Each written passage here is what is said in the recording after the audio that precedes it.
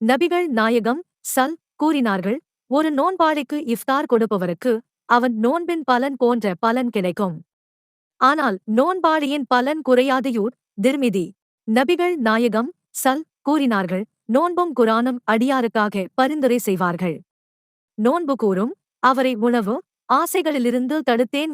குரான் கூறும், அவரை இரவில் தூக்கத்திலிருந்து தடுத்தேன். இரண்டும் பரிந்துரை செய்து அவருக்கு மன்னிப்பு கிடைக்க.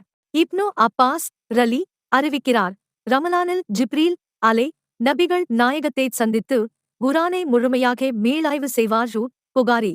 நபிகள் நாயகம் கூறினார்கள், குரான் ஓதுபவருக்கு யாமத் நாளில் சொல்லப்படும், ஓது, உயர்ந்து செல், மெதுவாக ஓது.